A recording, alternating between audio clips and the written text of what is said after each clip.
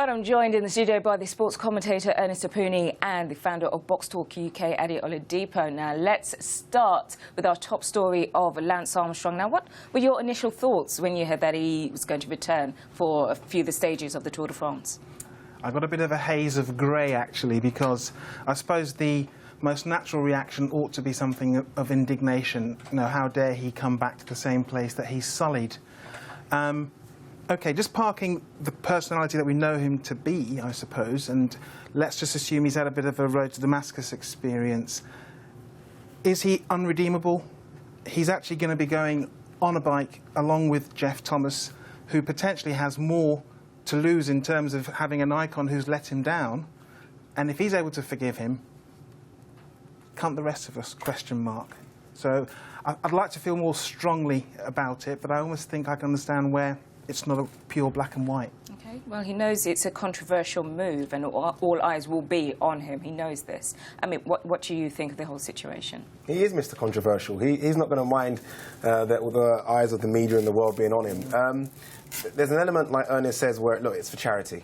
Without him, Jeff Thomas doesn't raise anywhere near the potential $1 million to $2 million that he can raise. Nothing near it.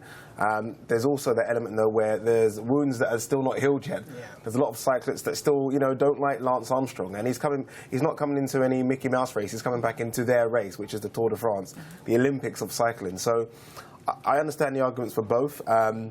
But look, he's there just as almost for a charity ride. He's only doing 2 stages. He's not doing the whole tour, and it's to raise money. So look, for this and this only, I forgive him and let him race, and that's it. You heard that, Lance? He forgives you. There you go. He forgives you. There you go. Sorted.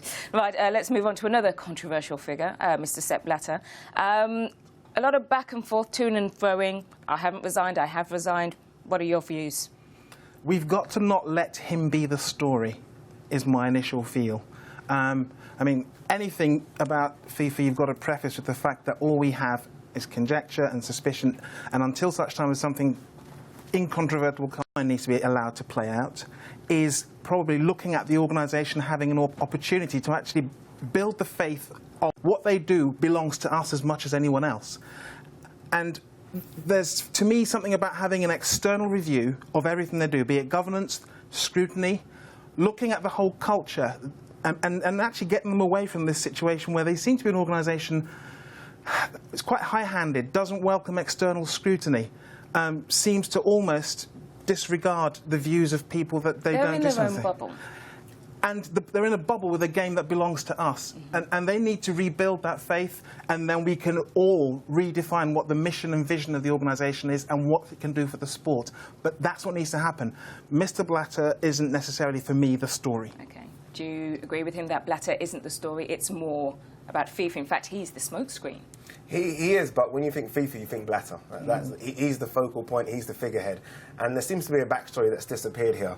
I mean, 3 weeks ago we had CIA, we had FBI, we had everyone chasing him. He seemed to resign. We saw the screenshots of him walking away and the door being closed behind him. Yeah. A certain person had that on their Twitter page, and he was gone. And now he seems to have come back again from nowhere. That seems to have died, and now Blatter's risen again. But we've got to understand, as much as we wanted Blatter to resign, there was no one saying, I want to take that job either. There's no list of candidates that are out there that seem to be ready to take that mantle as head of FIFA. And if there's no one to replace him, well, he's going to go again. And he looks like he is going to run for another term, which I guess is bad news for all of us, but hey, who's replacing him? That's very true. Well, it looks like that story's going to rumble on until someone gets arrested or just steps down, basically. But another big story today is that Mo Farah, he's going to stick with Salazar. Now, risky move? Best move?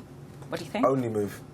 In Mo Farah leaving Salazar almost condemns and almost says, look, Salazar was guilty. I'm leaving him because I'm not happy or I find out what he did was wrong. He said, look, Salazar, you need to speak. Salazar did more than that. He wrote a 12,000-word dossier. Very strong. Explaining exactly. He's gone better. He was good before. He was European champion and he was doing well in the world, you know, placing 7th and 8th and 9th. He's gone to Salazar and he's Olympic champion, he's world champion.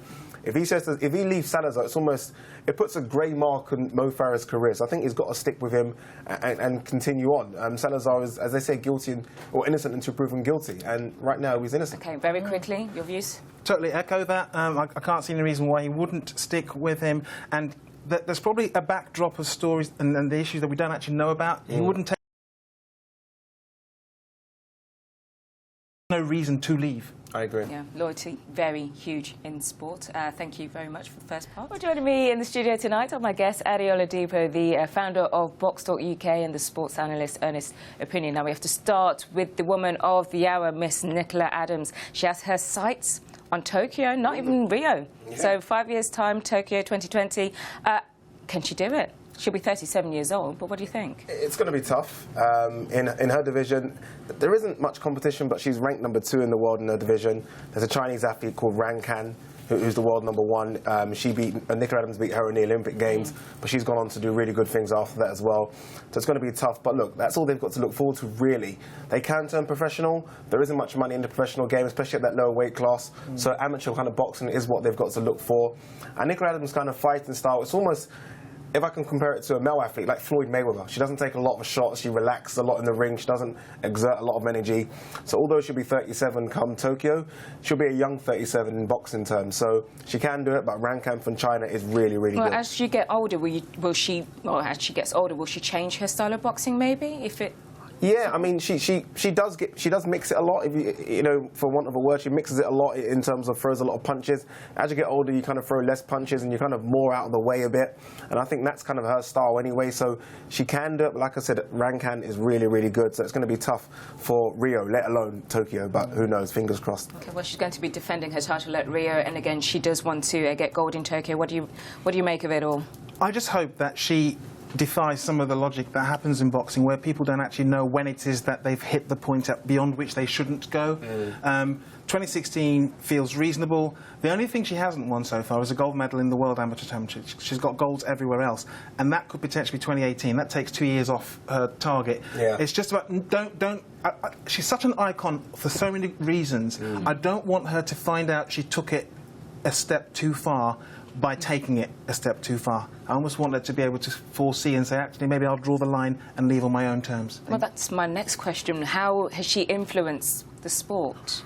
Oh, hugely. Yeah. How? I mean, How though? it's not just her boxing ability and the fact that she's won gold, it's her personality. Yeah. And when we saw that there, that's a European Games medal in Baku, and you saw the smile, the gleaming about it. She's got a personality, and I think she's probably crossed over so much more than other female boxers. Katie Taylor's an example of a female boxer that's won everything, but not many people know who Katie Taylor is. No. You know, and she's the big superstar in terms of Irish boxing. No one knows who she is. You've got Nicola Adams, who hasn't won as much, but yet her personality is transcended into all sorts of fields. So she's really showed people that you don't have to be, brute looking to do boxing. She's a beautiful young lady. She's taken up. She's won. So she's opened a lot of doors for a lot of female boxers. Yeah, she really has a legacy. I just hope she knows to ensure that it doesn't get sullied.